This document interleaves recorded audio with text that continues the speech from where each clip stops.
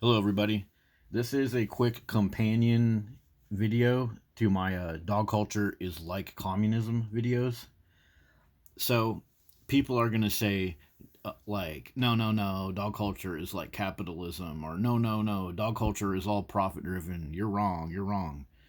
I'm not trying to pit or make an adversary of like capitalism versus profit versus.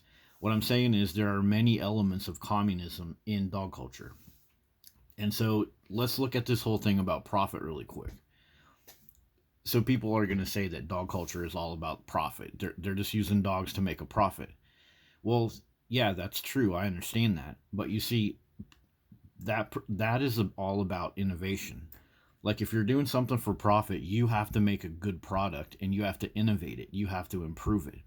Dog culture is not about innovation. Dog culture is more and more just about bites, attacks.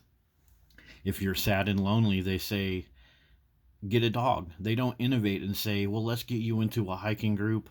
Let's get you into one of those senior centers and find you somebody to connect with.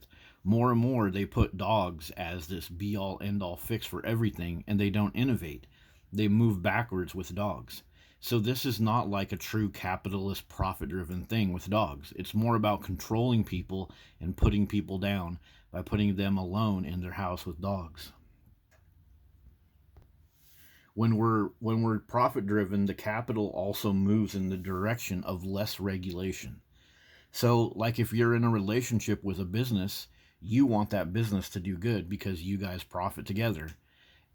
So you don't need the government to step in and constantly regulate you because you guys are incentivizing each other to do good. Treat your employees good, make a good product, bring in customers that really love what you do.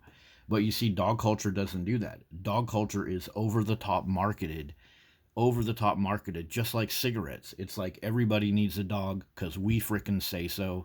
Listen to the marketing. But then, guess what? Intervention. Government intervention is a gigantic part of dog culture.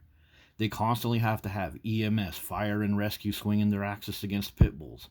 All of these dog attacks in the neighborhood where people have called dozens of times and kids are getting chased, bicyclists are getting wrecked by dogs. We need constant intervention to save us from these nasty dogs. And look right here, taxation. The taxes that go for paying to rescue these dogs off of cliffs. Your community money goes to rescuing dogs off of cliffs, breaking up dog fights, sending police out, police that get attacked by dogs. All of that has to come from your tax money. So the capitalist profit driven part of dog culture, I'm not denying that isn't there, but there is also a huge communist part of this. Everybody has to pay for all the dog owners. That's a communist type concept. A part of a profit driven economy is economic freedom. Because if you're able to make a profit,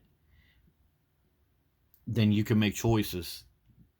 But the government's going to say, no, the best thing for you to do is to be part of dog culture.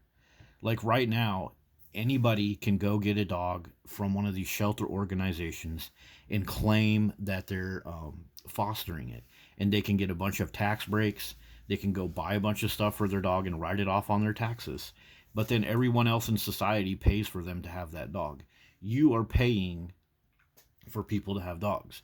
And that's not economic freedom, because if that person wanted to do something different, like say they wanted to get like a sewing machine or they wanted to get some other equipment for their house, they would need more money, they would need help from their fellow citizens, but their fellow citizens are too busy taking care of dogs in many cases.